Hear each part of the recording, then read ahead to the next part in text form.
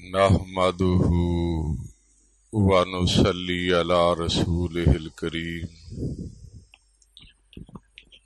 اما بعد فاعوذ بالله من الشيطان الرجيم بسم الله الرحمن الرحيم شهر رمضان الذي انزل فيه القرآن۔ میرے بھائیوں، دوستو، ہم سفر ساتھیوں اور عزیز بچوں، اللہ تعالی کا لاکھ لاکھ شکر ہے کہ اس نے ہمیں زندگی میں ایک بار پھر رحمتوں، برکتوں، بخششوں، اپنی مہربانیوں اور کرم نوازیوں سے بھرپور رمضان المبارک کا مہینہ عطا فرمایا ہے۔ جب ہم اپنے گرد و پیش عزیز و اقارب، دوست احباب میں نگاہ ڈالتے ہیں تو کتنے ہی لوگ ہیں جو گزشتہ سال تو ہم میں موجود تھے لیکن آج وہ نظر نہیں آ رہے۔ ہم میں سے کسے معلوم کہ اسے آنے والا رمضان نصیب ہوگا یا نہیں ہوگا؟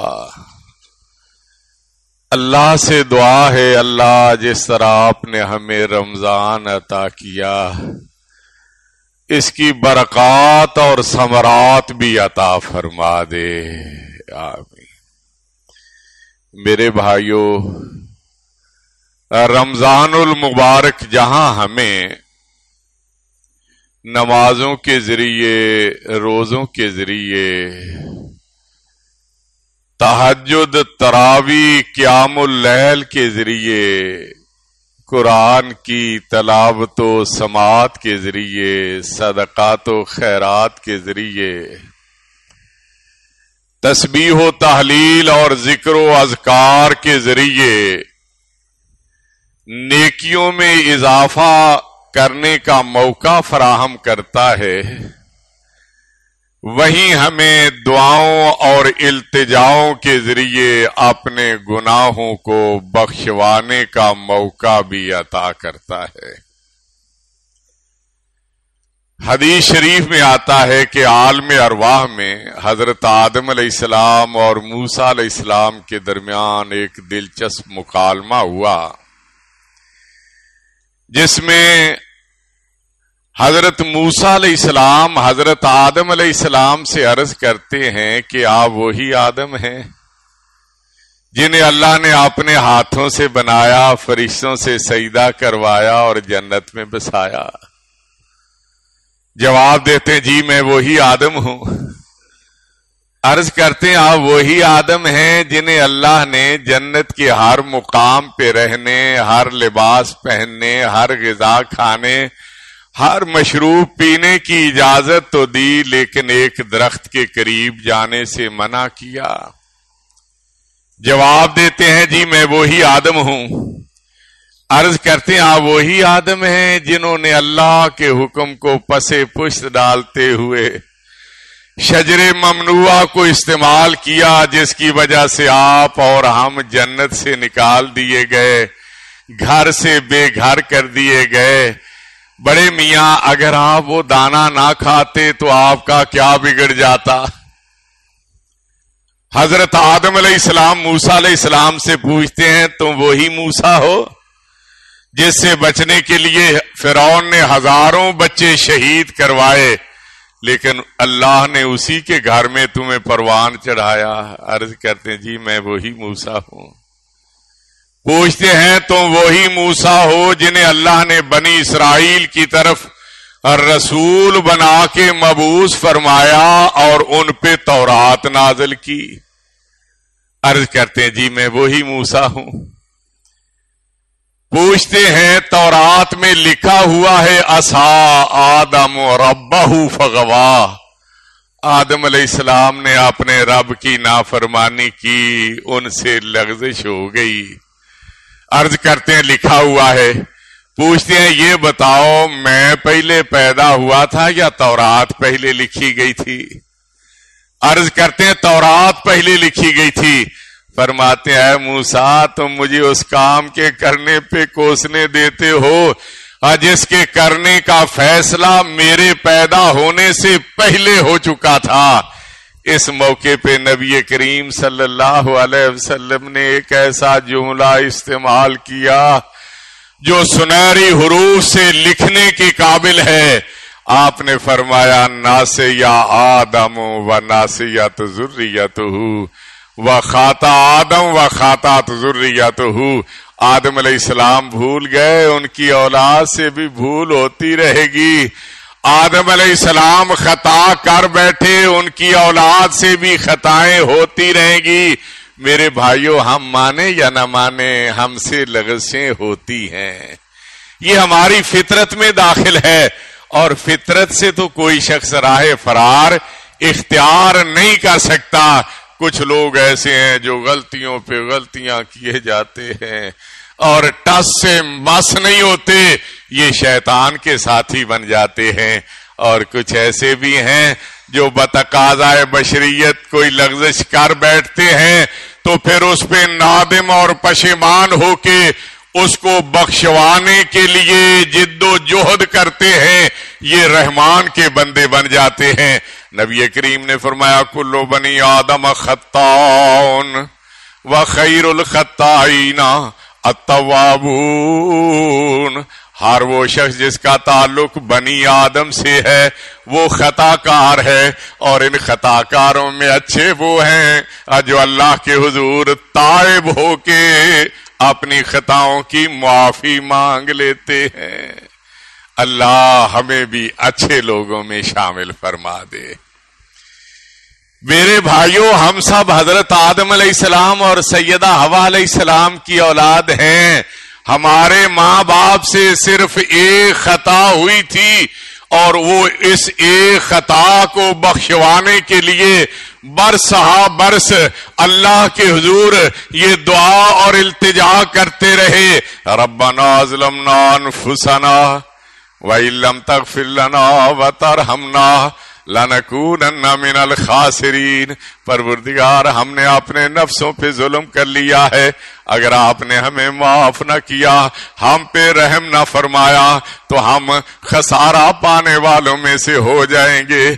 اللہ ہمیں بھی اپنے ماں باپ کے نقش قدم پہ چلتے ہوئے اپنے حضور اپنی خطاؤں کی معافی مانگنے کی توفیق عطا فرما. اور جس طرح آپ نے ہمارے ماں باپ کو معاف کر دیا تھا اللہ ہمیں بھی معاف فرما دے. میرے بھائیوں ہم سب نبی کریم صلی اللہ علیہ وسلم کے امتی ہیں. نبی کریم صلی اللہ علیہ وسلم کو اللہ نے اتنی نیکیوں کا مالک بنایا جن کا شمار نہیں ہو سکتا. خود قرآن اعلان کرتا ہے وَإِنَّ لَكَ لَأَجْرًا غَيْرَ مَمْنُونٍ. اے حبیب صلی اللہ علیہ وسلم آپ اجر و ثواب کے اس قدر خزانوں کے مالک ہیں جنہیں شمار نہیں کیا جا سکتا. نیکیاں بے انتہا اور خطا نام کا کہیں نام و نشان نظر نہیں آتا. اللہ خود فرماتے ہیں لِيَغْفِرَ لَكَ اللَّهُ مَا تَقَدَّمَ مِنْ ذَنْبِكَ وَمَا تَأَخَّرَ. اے حبیب صلی اللہ علیہ وسلم ہم نے آپ کو ابتدا سے انتہا تک خطاؤں سے معصوم اور مغفور بنا دیا ہے. نیکیوں کا شمار کوئی نہیں اور خطاؤں کا کہیں نام و نشان نہیں. لیکن پھر بھی کیفیت کیا ہے؟ نبی کریم صلی اللہ علیہ وسلم ناکردہ گناہوں پہ دن میں اگر 70-100 بار استغفار کرتے ہیں، اللہ سے معافیاں مانگتے ہیں، تو راتوں کی کیفیت یہ ہے کہ اللہ کے حضور روتے ہوئے گڑ گڑاتے ہوئے دعائیں اور التجائیں کرتے ہوئے آنسو بہاتے ہوئے آپ کی آنکھوں پہ سوجن آ جاتی ہے. قدم مبارک ورم زدہ ہو جاتے ہیں۔ اما جان عائشہ صدیقہ رضی اللہ عنہا نے جب نبی کریم صلی اللہ علیہ وسلم کو اللہ کے حضور اس طرح روتے اور معافیاں مانگتے ہوئے دیکھا، عرض کرتی ہیں لما تصنع ھذا یا رسول اللہ صلی اللہ علیہ وسلم وقد غفر اللہ لک ما تقدم من ذنبک وما تاخر۔ اے اللہ کے حبیب، جب اللہ نے آپ کی اگلی پچھلی تمام خطائیں معاف کر دی ہیں، پھر اس قدر محنت فرمانے کی ضرورت کیا ہے؟ جواب دیا عائشہ افلا کونو عبدن شکورا، کیا میں اللہ کا شکر گزار بندہ نہ بنوں؟ اللہ جس طرح آپ نے اپنے محبوب کو خطاؤں سے پاک اور صاف رکھا، اللہ ہمیں بھی گناہوں اور خطاؤں سے پاک اور صاف کر دے۔ نبی کریم صلی اللہ علیہ وسلم کے ایک صحابی، نام ہے عامر، پیشے کے اعتبار سے یہ شکاری ہیں، اسی وجہ سے ان کا نام رکھا گیا عامر رام۔ یہ ایک دفعہ شکار کے لیے کسی جنگل کے پاس سے گزر رہے تھے، درختوں کے ایک جھنڈ کے پاس سے گزر ہوا تو وہاں کسی پرندے کے چھوٹے چھوٹے بچوں کے چہچہانے کی آواز سنی۔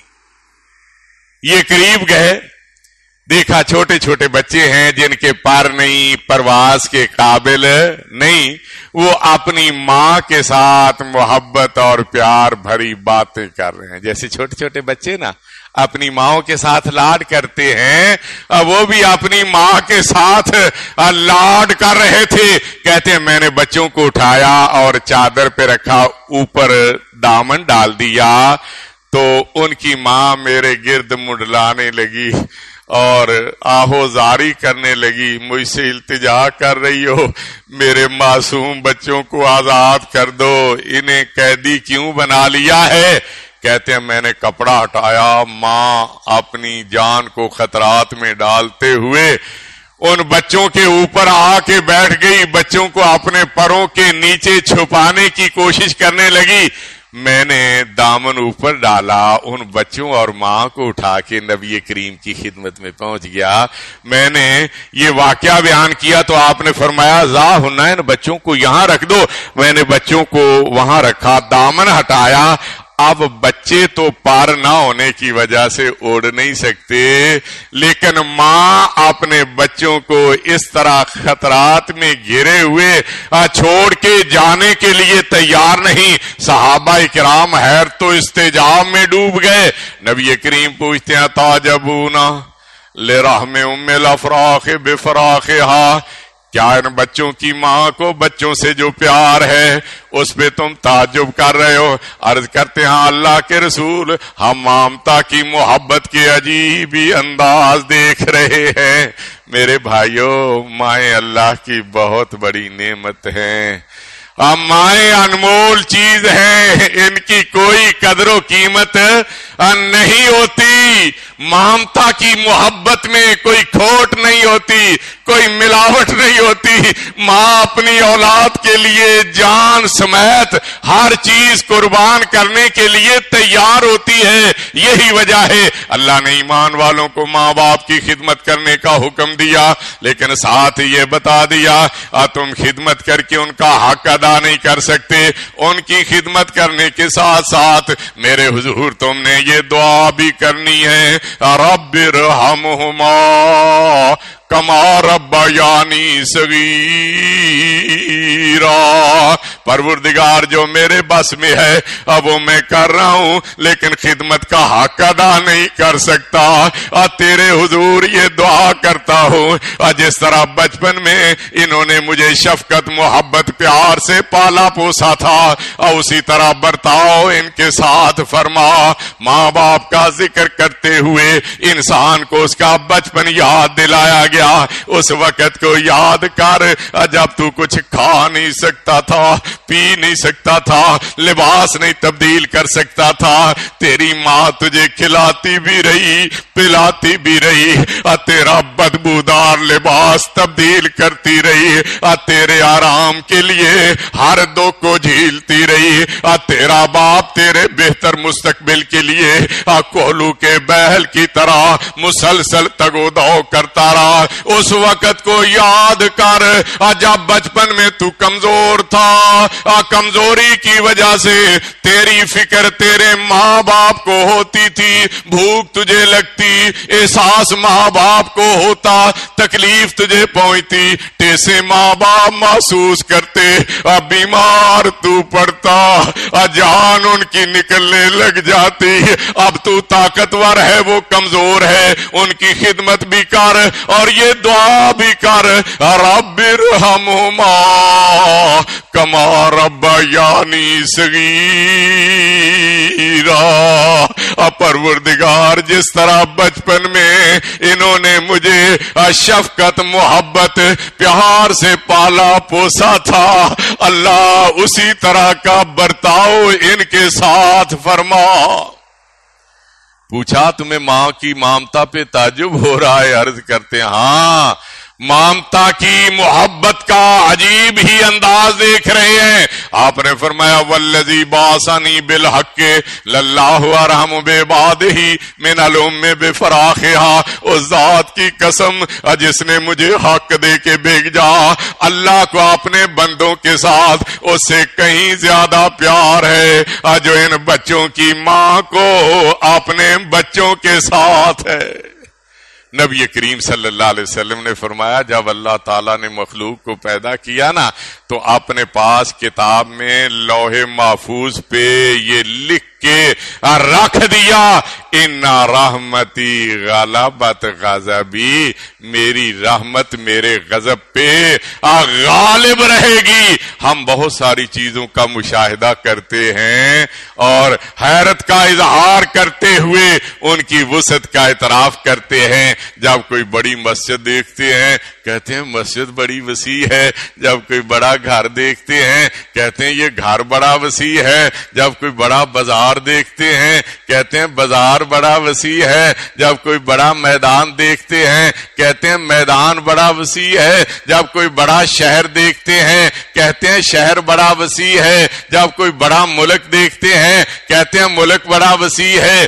جب زمین پہ نگاہ ڈالتے ہیں اعتراف کرتے ہیں زمین بڑی وسیع، جب نگاہ آسمان کی طرف اٹھاتے ہیں اعتراف کرنے لگتے ہیں یہ آسمان بڑا وسیع ہے۔ اللہ فرماتے ہیں یہ ساری چیزیں میری ہی تو بنائی ہوئی ہیں، میری بنائی ہوئی چیزوں کی وسعتوں کا اعتراف کرنے والوں تم اس بات پہ ایمان اور یقین کیوں نہیں کر لیتے؟ ان رحمتی واسعت کل شیء، میری رحمت ہر چیز سے زیادہ وسیع ہے۔ اللہ کی رحمت کی وسعت کا اندازہ کرنا ہو اس بات سے کیا جا سکتا ہے جب ہمارے گناہ بڑھ جاتے ہیں، خطائیں بڑھ جاتے ہیں، نافرمانیاں حکم عدولیاں بڑھ جاتی ہیں، اس وقت اللہ گناہوں کو بخشوانے کے لیے ہمیں رمضان عطا فرما دیتا ہے۔ میرے بھائیو اللہ نے یہ رمضان عطا کیا، اس کی قدر کیجئے، اس سے فائدہ اٹھائیے، نیکیوں میں اضافے کے ساتھ ساتھ گناہوں کو بخشوانے کی فکر بھی کیجئے۔ جو نیکیوں میں اضافے کے ساتھ گناہوں کو بخشواتا ہے وہی رمضان کے ثمرات کو حاصل کرتا ہے، اور جو گناہ نہیں بخشوا سکتا وہ رمضان کے ثمرات سے محروم رہتا ہے۔ نبی کریم صلی اللہ علیہ وسلم خطبہ ارشاد فرمانے کے لیے جب منبر کی طرف بڑے پہلی سیڑھی پہ قدم رکھا فرمایا آمین، دوسری پہ قدم رکھا فرمایا آمین، تیسری پہ قدم رکھا فرمایا آمین۔ صحابہ اکرام حیران ہو کے پوچھتے ہیں اللہ کے حبیب پہلے تو اس طرح آپ نے ممبر پہ چڑھتے ہوئے آمین آمین نہیں کہا، آج بار بار آمین کہنے کی وجہ کیا ہے؟ فرمایا جب میں ممبر کی طرف بڑھ رہا تھا جبرائیل علیہ السلام آئے، انہوں نے یہ فرمایا باؤ دامن آدرا کا رمضان فلم یغفر لہو، جس کی زندگی میں رحمتوں برکتوں بخششوں اللہ کی مہربانیوں اور کرم نوازیوں سے بھرپور رمضان المبارک کا مہینہ رحمتوں اور مغفرتوں کا بہتا ہوا دریا بن کے آیا، لیکن وہ اپنے گناہوں کو نہ دھلوا سکا، وہ تباہ و برباد ہو گیا۔ میرے بھائیوں یہ وقت بڑا قیمتی ہے، رات کی تنہائیوں میں جب کوئی نہ دیکھ رہا ہو، ایک طرف گنہگار انسان ہو اور ایک طرف بخشنہار رحمان ہو، رحمان کے سامنے اپنی غلطیوں کا اعتراف کرتے جائیں۔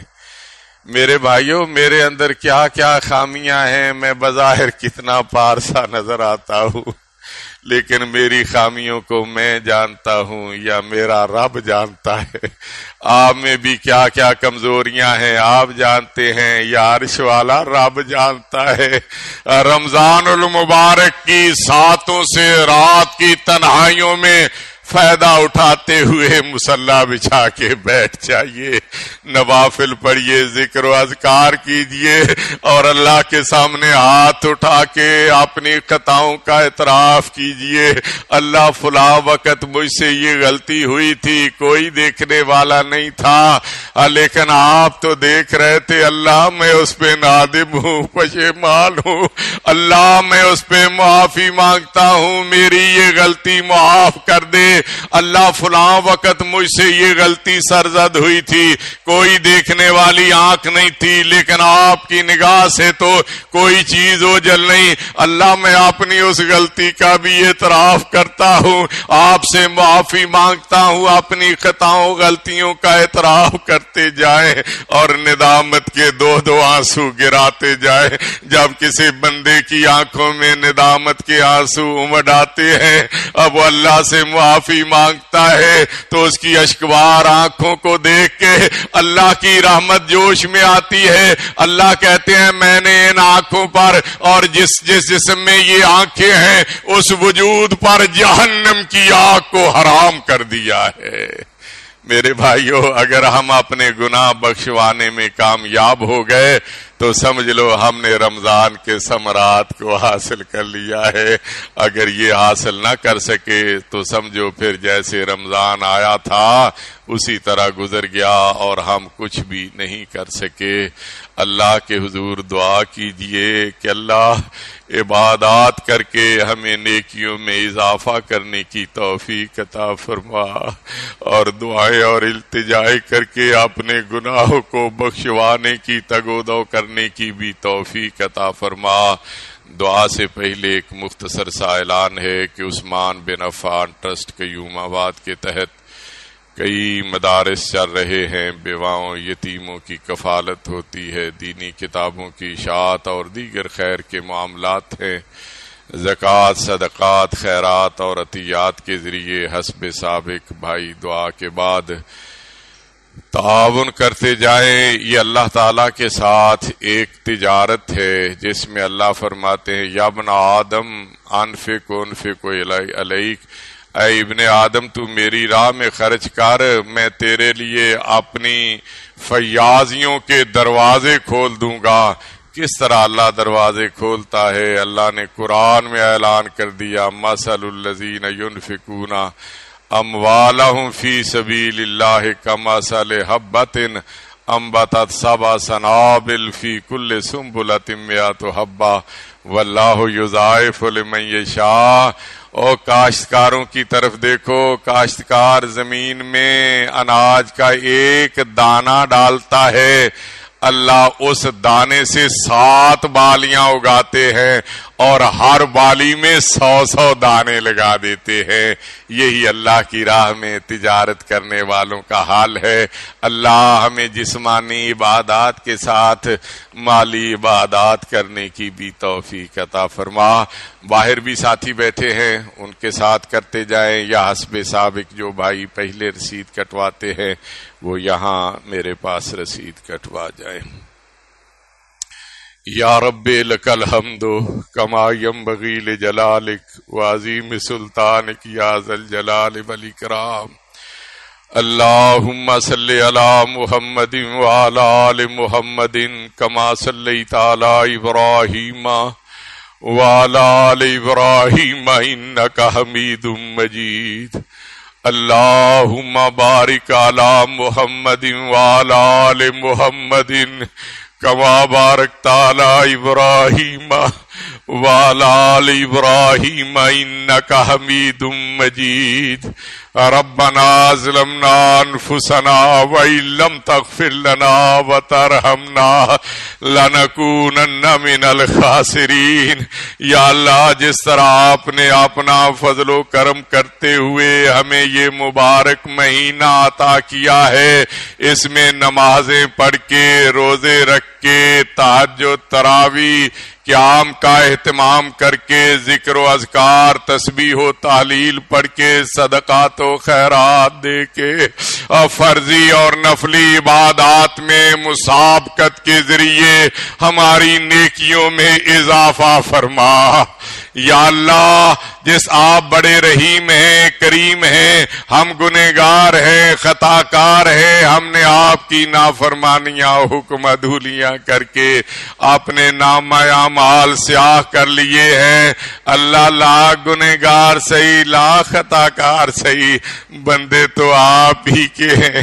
اگر آپ نے ہمیں معاف نہ کیا، ہم پہ رحم نہ فرمایا، تو ہم کہیں کے نہیں رہیں گے. اے ہمارے رحیم و کریم اللہ، ہمارے گناہ معاف کر دے، ہماری خطائیں معاف کر دے، ہماری لغزشیں اور سیاہکاریاں معاف کر دے، ہمارے جرائم اور حکم عدولیاں معاف کر دے.